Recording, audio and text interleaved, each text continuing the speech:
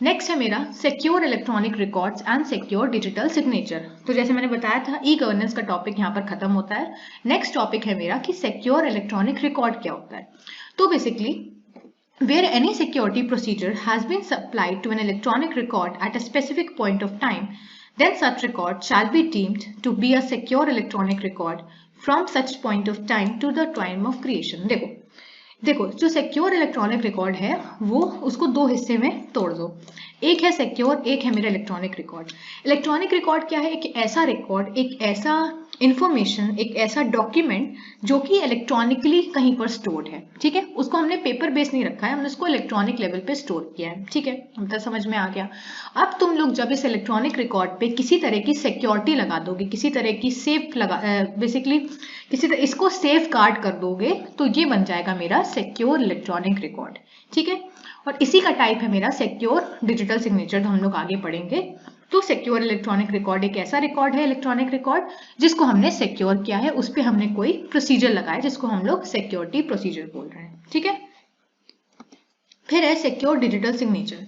तो अभी secure digital signature क्या है? So if by application of security procedure agreed to by the parties concerned, it can be verified that digital signature at the time it was effect was। जैसे मैंने बताया था कि जैसे हमें अगर जो हम नॉर्मल से सिग्नेचर करते हैं पेपर पे, उसको हम वेरीफाई कर सकते हैं। ये आपका सिग्नेचर बेसिकली आप सपोज करो आप बैंक में गए हो, ठीक है, वहां पर आपने साइन किया, आपको पैसा निकालना है, ठीक, या फिर आपको सपोज करो अपना अकाउंट बंद करना है, तो आपने वहां पर साइन किया, तो जो भी वहां पर लोग होंगे, जो भी डिपार्टमेंट के स्टाफ मेंबर्स होंगे, वो क्या करेंगे? आपके साइन को आपके उस वाले फॉर्म से चेक करेंगे जो आपने अपने बैंक को खुलवाते समय बनवाया था, ठीक है। तो वहां पर वो लोग क्या कर रहे हैं? वो आपके बेसिकली आपके जो सिग्नेचर है उसकी वैलिडिटी चेक कर रहे हैं, उसकी इंटीग्रिटी चेक कर रहे हैं कि सिग्नेचर आपने किया है वो सही है कि नहीं। आप ही हो जो अपना बेसिकली अकाउंट बंद करवाना चाहते हो कि कोई दूसरा पर्सन है, ठीक है। तो ये सिक्योरिटी पर्पस के लिए होता है।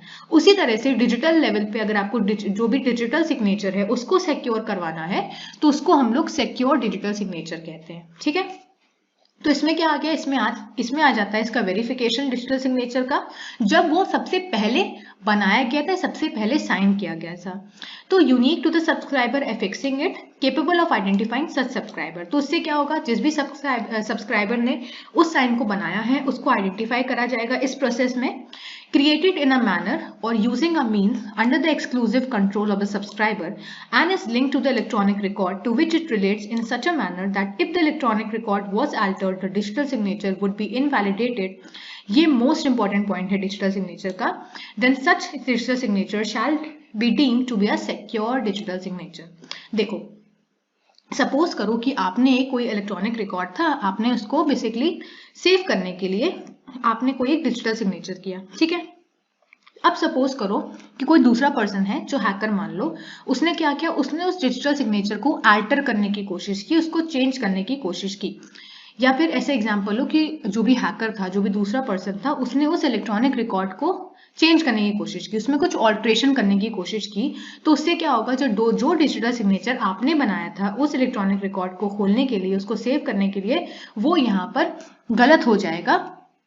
और उस केस में अगर वो हैकर चाहे भी, अगर उसने इलेक्ट्रॉनिक रिकॉर्ड को अल्टर कर दिया, अगर वो चाहे भी कि वो उस डिजिटल सिग्नेचर को वहां पर यूज करे, तो उस केस में वो इनवैलिडेट हो जाएगा। मतलब इन शॉर्ट आपके इलेक्ट्रॉनिक रिकॉर्ड को सेव करने के लिए यहाँ पर डिजिटल सिग्नेचर यूज होता है। अगर किसी केस में इलेक्ट्रॉनिक रिकॉर्ड अल्टर्ड हो जाता है तो डिजिटल सिग्नेचर वहां पर इनवैलिडेट हो जाता है, आप उस रिकॉर्ड को नहीं खोल सकते हैं, ठीक है। तो इसीलिए इसको सिक्योर डिजिटल सिग्नेचर बोलते हैं। उसके बाद है security procedure. So the central government shall for the purpose of this act prescribe the security procedure having regard to the commercial circumstances prevailing at the time when the procedure was used including. तो basically यहाँ पर procedure बताया गया है कि कैसे security procedure use करके हम अपनी चीजों को, अपने इलेक्ट्रॉनिक रिकॉर्ड को सेव कर सकते हैं। अब इसमें से पहला है नेचर ऑफ द ट्रांजैक्शन। तो जो भी ट्रांजैक्शन का नेचर था वो सबसे पहला पॉइंट हो गया। नेक्स्ट है मेरा the level of sophistication of the parties with reference to their technological capacities. तो उनका क्या, पार्टीज का क्या लेवल है वो। नेक्स्ट है मेरा जो वॉल्यूम होगा सिमिलर ट्रांजैक्शन का, वो चीज। फिर उसके बाद है the availability of alternative offer to but rejected by any party. Next आता है मेरा कॉस्ट। उसके बाद है जो भी प्रोसीजर उस ट्रांजैक्शन और उस कम्युनिकेशन में यूज हुआ है।